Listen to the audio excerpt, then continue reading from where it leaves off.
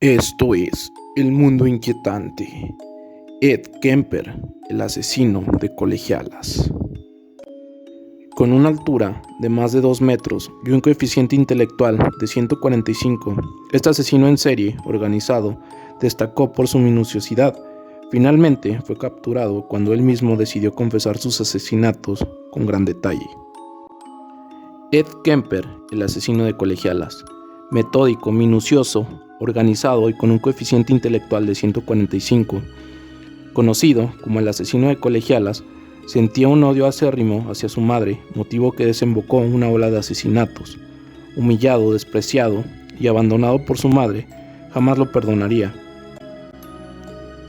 Con una altura de más de 2 metros y un coeficiente intelectual de 145, este asesino en serie organizado destacó por su minuciosidad. Finalmente fue capturado cuando él mismo decidió confesar sus asesinatos con gran detalle. Infancia de Ed Kemper. Cuando era tan solo un adolescente, Edmundo Emil Kemper, el nombre real del asesino en serie, Ed Kemper, asesinó a tiros a su abuela y a su abuelo. Sin embargo, aquella rabia y explosión de violencia no fue una novedad, pues ya desde muy joven evidenció su naturaleza sádica y cruel. Lo cierto es que su comportamiento anómalo lo tenía un origen. Según revelaría de adulto, hablaría acerca de los desprecios y malos tratos a los que fue sometido por su madre, Clarnell, una madre que transmitiría una estricta educación y en la que el sexo era visto como un pecado. En la vida adulta, tras una exploración psicológica, su diagnóstico fue de esquizofrenia paranoide, por lo que fue recluido en el Hospital del Estado, un recinto especializado en agresores sexuales y criminales con problemas psicológicos.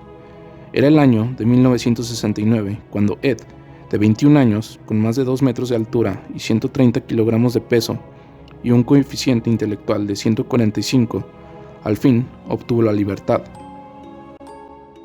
El tercer asesinato lo cometió en 1972, después de una gran discusión con su madre. Cogió su coche y 2 estudiantes, Marianne y Anita, se subieron cuando él las invitó para acompañarlas a la Universidad de Stanford. Ed tomó una carretera secundaria y las llevó a un lugar apartado y solitario. Las acuchilló y luego transportó sus cadáveres hasta su piso, donde hizo fotografías para guardarlas de recuerdo. Posteriormente, profanó sus cadáveres y tras desmembrarlos, los enterró en algunas partes en las montañas más altas de Santa Cruz. Tal como confesaría más tarde, visitó el lugar y la tumba en varias ocasiones. Oleada de asesinatos. Para Ed Kemper, la muerte y el sexo estaban completamente ligados. No había recibido una educación adecuada y a ello se sumaban unos problemas psicológicos de gravedad. Las víctimas siempre eran mujeres estudiantes de la zona. A diferencia de Ted Bundy, provocaba un rechazo inicial. Recordemos su gigantesca altura, luciendo un estilo hippie de pelo corto con bigote largo, pero era amable, correcto y educado. Conduciendo, buscaba a sus víctimas, sin embargo, su vehículo tenía una tecnología especial. El tipo de coche que conducía contaba con una manilla de seguridad en el reposabrazos. Así, cuando cerraba la puerta, se bajaba un pestillo que impedía que las víctimas pudiesen salir por la puerta.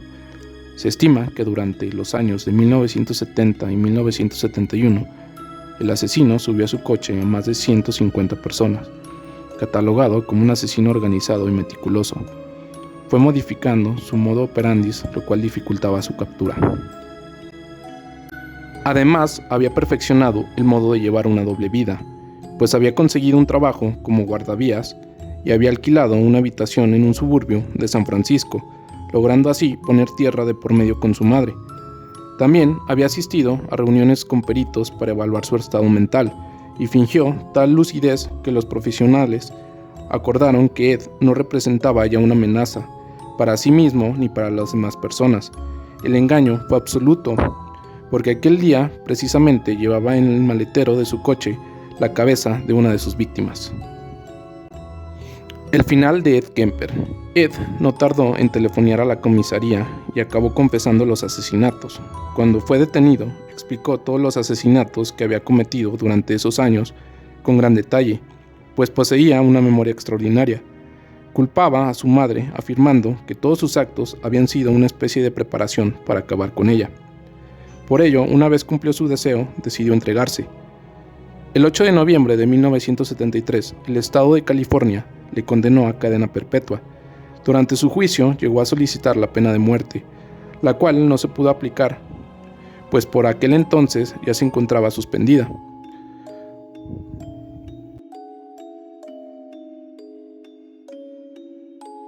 Esto fue El Mundo Inquietante.